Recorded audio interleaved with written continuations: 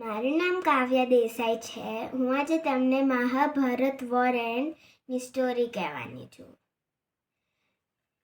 એક દિવસ કૃષ્ણ, અર્જુન ને હનુમાન એક ઘોડાગાડી ઉપર બેઠા હતા.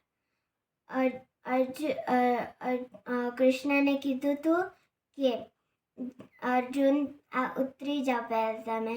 તો પછી અર્જુને કીધું કેમ? કૃષ્ણને કીધું તમને પછી સમજાવીશ. પહેલાં અર્જુન ઉતર્યા, પછી હનુમાન ઉતર્યા, પછી લાસ્ટમાં કૃષ્ણ ઉતર્યા.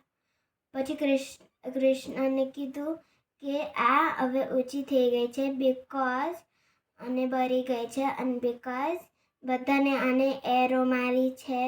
એટલે આ છે મહાભારત વોર એન્ડની સ્ટોરી. કૃષ્ણ કનૈયા લાલ કી જય. આજે મેં કીધી છે 15th ભગવાનની સ્ટોરી.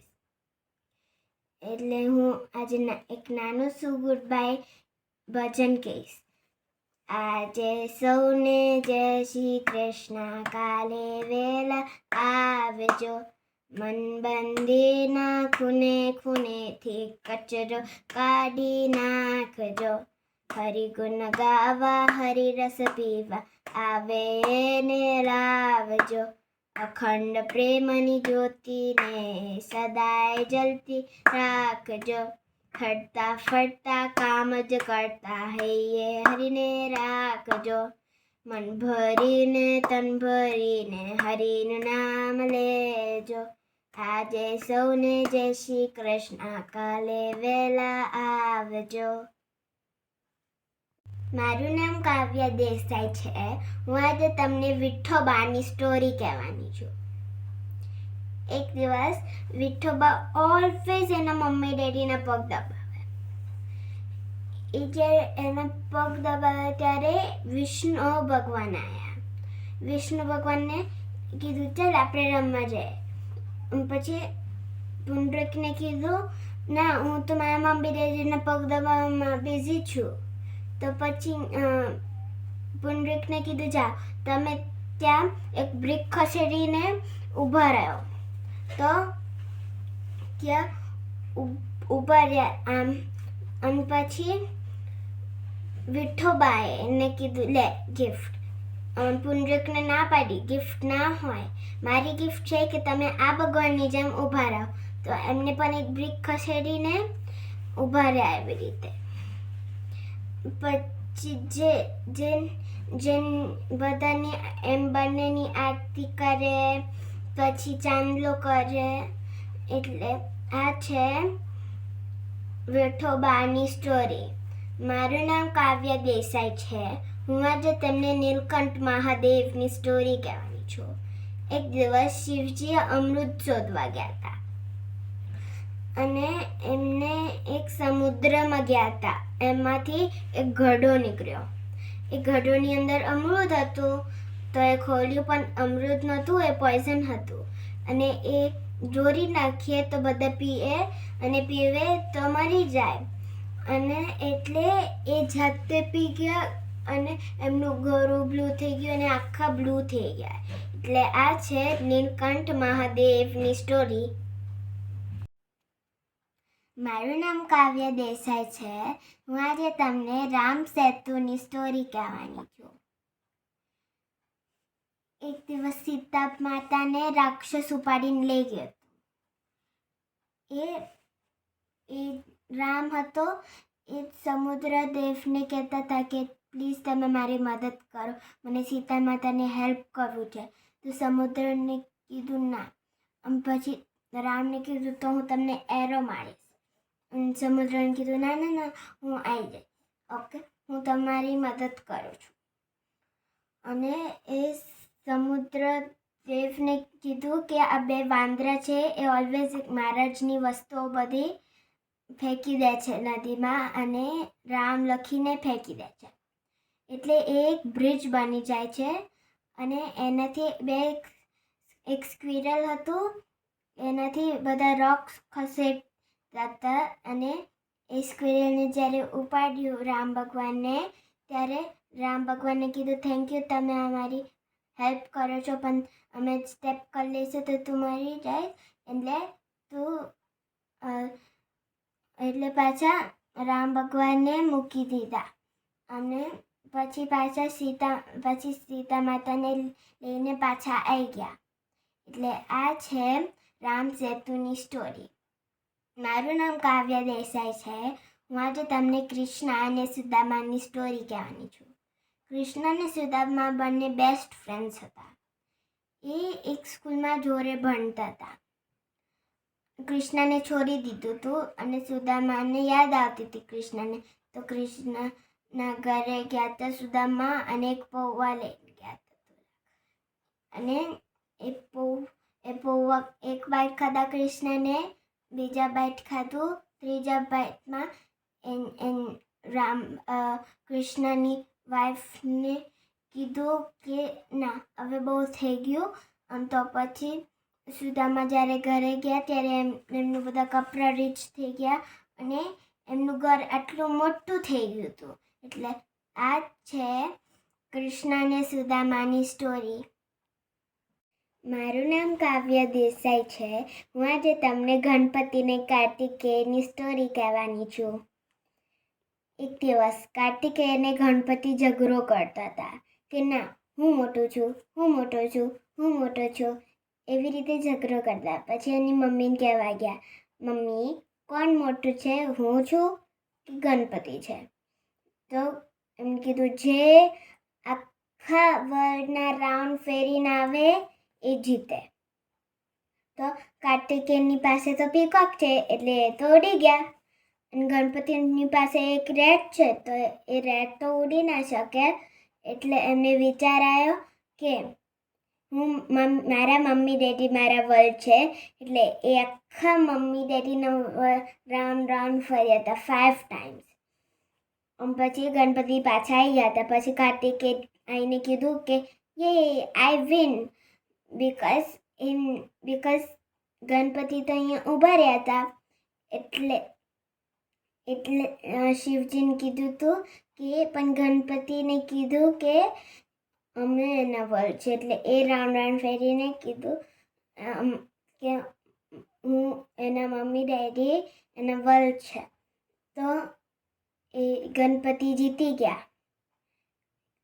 એટલે આ છે ગણપતિ અને કાર્તિકેયની સ્ટોરી.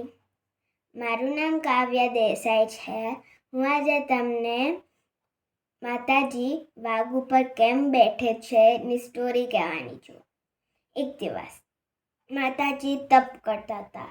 ઓમ નમઃ શિવાય કરીને પ્રગટાઈને શિવજી એને કીધું કે તમે તો કેટલા કારા છો. તો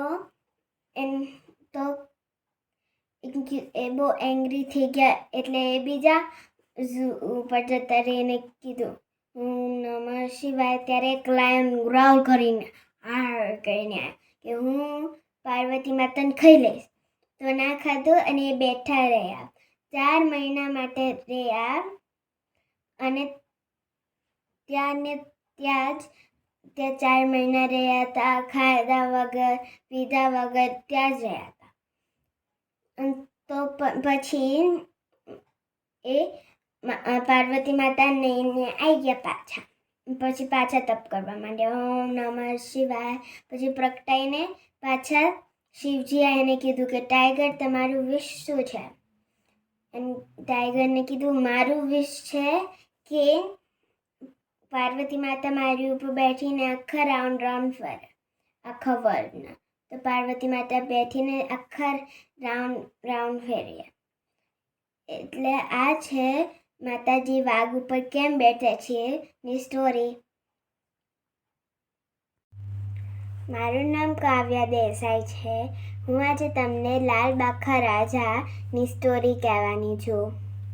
એક દિવસ બ્રિટિશ લોકો ઇન્ડિયન લોકોને ફિશર્સને મારતા હતા. એમને ગણપતિની યાદ આવી એટલે એમને એક મૂર્તિ બનાવી હતી અને એ મૂર્તિ મૂકી હતી. જેટલા પૈસા આવતા હતા એટલા મોટા થતા હતા અને જેટલા એના વિશેષ હતા એટલા પૂરા થતા હતા. એટલે આ છે લાલ કા રાજાની સ્ટોરી. મારું નામ કાવ્યા દેસાઈ છે. હું આજે તમને ભસ્માસુર મહાદેવની સ્ટોરી કહેવાની છું. એક દિવસ ભસ્માસુર ઓલવેઝ એ શિવજીને પ્રે કરતા હતા. કહેતા હતા કે તમે આ જાઓ ને, તમે આ જાઓ ને. પછી શિવજીને કીધું કે તમારી વિશ શું છે, તમે આટલું બધું મને પ્રે કરો છો. પછી ભસ્માસુરને કીધું મારી વિશ છે કે હું કોઈના પણ હાથ માથા ઉપર મૂકું તો એ બળી જાય.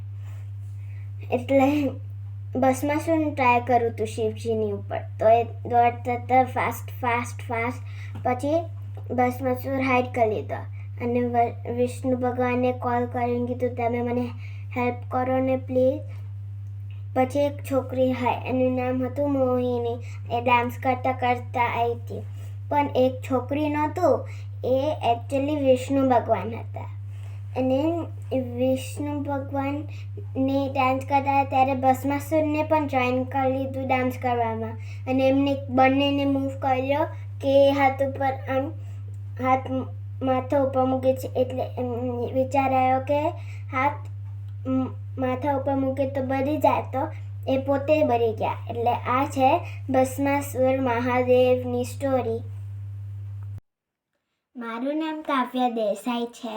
હું આજે તમને બાલ હનુમાનની સ્ટોરી કહેવાની છું. એક દિવસ બાલ હનુમાન ઊંઘી ગયો. એની મમ્મીને ઉઠાડ્યો અને હનુમાનને બહુ જ ભૂખ લાગી હતી. એટલે એની મમ્મીને કીધું કે જા હનુમાન, તો એક મોટું ગોળ રાઉન્ડ ફ્રૂટ લઈ આય. તો એક ટ્રી ઉપર ગયા, પછી બીજા ટ્રી ઉપર ગયા, પછી ત્રીજા ટ્રી ઉપર ગયા, પણ કંઈ રેડ પાકેલું ફ્રૂટ પણ નહોતું. પછી નેક્સ્ટ ડે મોર્નિંગમાં એક મોટું ગોળ ફ્રૂટ દેખાતું હતું, પણ એ ફ્રૂટ નહોતું, એક સન હતો. એ સીધા જમ્પ કરીને ખાઈ ગયો. એટલે એ બધું ડાર્ક થઈ ગયું હતું. એટલે ઇન્દ્રદેવ ભગવાન બહુ એંગ્રી થઈ ગયા હતા. એટલે એમને બાલ હનુમાનને માર્યું હતું. એટલે અહીંયા બધે લોહી નીકળતું હતું ને ધીરે ધીરે પડતા હતા. એટલે પવનદેવને કેચ કરી લીધો અને એની મમ્મી પાસે લઈ ગયા અને બધું સમજાયું. એટલે ઇન્દ્રદેવ અને એની બાલ હનુમાનની મમ્મીને કીધું કે તમે કેમ એને માર્યું, એને સમજાવતો ને, હજી નાનો છે, એને નહોતી ખબર. તો ઇન્દ્રદેવને કીધું સોરી, હું કોઈ દિવસ આવું નહીં કરું હવે. એટલે આ છે બાલ હનુમાનની સ્ટોરી. મારું નામ કાવ્યા દેસાઈ છે. હું આજે તમને કૃષ્ણ મોરપંખ કેમ પહેરે છે એની સ્ટોરી કહેવાની છું. એક દિવસ રામ, લક્ષ્મણ ને સીતા એક દિવસ એક વનવાસમાં ગયા હતા. એ સીતા માતાને બહુ જ તરસ લાગી હતી. તો એક પીકોક હતો, એને કીધું કે તમે પ્લીઝ વરસાદ લાવો, સીતા માતાને પાણી પીવું છે. તો જ્યારે એ પીકોક ઉડતું હતું ત્યારે એને વિચાર આવ્યો કે હું તો ઉડી શકું, એ તો ના ઉડી શકે. તો એમને એક ટ્રેલ બનાવ્યો એમને ફેદર લઈને, જ્યાં પાણી છે. તો લક્ષ્મણ, રામ ને સીતા ને એ ટ્રેલને ફોલો કર્યું હતું. એને બધાને પીધું હતું પાણી. રામને કીધું હતું થેન્ક યુ કે તમે અમને હેલ્પ કર્યું હતું. એટલે એ પીકોકનો ડેથ થયો હતો. એટલે આ છે કૃષ્ણ મોરપંખ કેમ પહેરે છે એની સ્ટોરી. મારું નામ કાવ્યા દેસાઈ છે. હું આજે તમને ગોવર્ધન પર્વતની સ્ટોરી કહેવાની છું. એક દિવસ કૃષ્ણનું એક મોટું ફાર્મ હતું. એટલે એક મોટું પર્વત હતું અને એની ઉપર બહુ બધા એનિમલ્સ હતા. એમને કીધું કે આ જગ્યામાં કોઈ વરસાદ નહીં આવતો, એટલે એ જે વરસાદ નહીં આવતો ને એટલે બધા ઘાસ ને ફૂલો બધા મરી જાય છે. એટલે એના લીધે બધા ઇન્દ્રદેવની પૂજા કરે. પછી કૃષ્ણને કીધું કે એની પૂજા નહીં કરવાની, એમનું તો જોબ કરે. તો એ જ્યારે એ બહુ ગુસ્સામાં થઈ ગયા કે મારી પૂજાની ના કહેવાની કેમ કહે છે. તો એમને એક મોટું ઇન્દ્રદેવને ફ્લડ લાવી લીધું હતું. એટલે કૃષ્ણને એક પીંગીથી ગોવર્ધન પર્વત ઉચકીને બધાને કીધું તમે આની નીચે આવી જાઓ તો એ ભીના ના થઈ જાય. તો એટલે આ છે ગોવર્ધન પર્વતની સ્ટોરી. મારું નામ કાવ્ય દેસાઈ છે. હું આજે તમને ગોપીનાથજી વોચ કેમ પહેરે છે ની સ્ટોરી કહેવાની છું. એક દિવસ એક એનરાય એક મોટા ગોપીનાથજીના મંદિરમાં એક એનરાય આવ્યો હતો. એ એનરાયને કીધું હતું કે તમારા ભગવાન જીવે છે કે નથી જીવતા? જીવતા હોય તો લાવો આ વોચ પહેરાવતો. એમને ભગવાન જીવતો હતો એટલે એ વોચ પહેરાયા ને એ વોચ ઉપર રાઈટ ટાઈમ દેખાતું હતું ને એમને રાઈટ હાર્ટબીટ દેખાતા હતા. એટલે આ છે ગોપીનાથજી વોચ કેમ પહેરે છે એની સ્ટોરી. મારું નામ કાવ્ય દેસાઈ છે. હું આજે તમને સાંઈબાબા ધૂનીની સ્ટોરી કહેવાની છું. એક દિવસ સાંઈબાબા મસ્ત ટ્રીની નીચે બેઠ્યા હતા. એમને એવું વિચાર આવ્યો હતો કે હું આ ટ્રીની નીચે ખાડો પાડું. તો એમને એક ખાડો પાડ્યો અને એમાંથી 4 લેન્ટન્સ મળ્યા હતા. અને 4 લેન્ટન સાંઈબાબાને નામ કર્યા હતા: સત્ય, ધર્મ, શાંતિ ને પ્રેમ.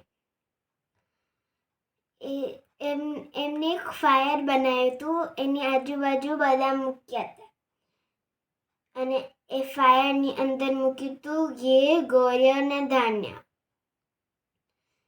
અને જે લોકો બીમાર હોય, એના હાથ ના ચાલતા હોય, એમને ચાંદલો કરતા હતા. એટલે આ છે સાંઈબાબા ધૂનીની સ્ટોરી. મારું નામ કાવ્ય દેસાઈ છે. હું આજે તમને ભીમ કા અભિમાન હનુમાને કેવી રીતે તોડ્યું ની સ્ટોરી કહેવાની છું. એક દિવસ ભીમ ને દ્રૌપદી માતા બેઠતા હતા. દ્રૌપદી માતાને કીધું કે જા ભીમ તું આ ફૂલ મારા માટે લઈ આય. તો એક વેરી ઓલ્ડ મેન હતો, એની નીચે એ ફૂલ હતું. અને એ ઓલ્ડ મેનને ભીમને કીધું કે તમે પ્લીઝ ખસશો, મારી વાઈફને આ ફૂલ જોઈએ છે. એ ખસ્યા નહીં. તો પછી ભીમને કીધું તમારું ટેલ લઈને સ્વિંગ કરી લઈશ એક હાથથી. અને પછી બીજા હાથથી ટ્રાય કર્યો તો પણ એ ઉચકી ના શક્યા. એટલે એમને કીધું કે તમે કોઈક છો, તમે એક પર્સન નથી. તો એમને કીધું હું હનુમાન છું. એટલે એ કીધું હતું કે ભીમને કીધું હતું કે હું સોરી, મેં તમને જે કર્યું હતું એ મને નથી ખબર કે તમે હનુમાન હતા. તો અમને કીધું કે હું પ્લીઝ આ ફૂલ લઈ શકું? ના, ઓલ્ડ પર્સન હનુમાનને ના પાડી હતી બિકોઝ એ ફૂલ એક રાક્ષસને ફેંક્યો હતો. એટલે આ છે ભીમ કા અભિમાન હનુમાને કેવી રીતે તોડ્યોની સ્ટોરી.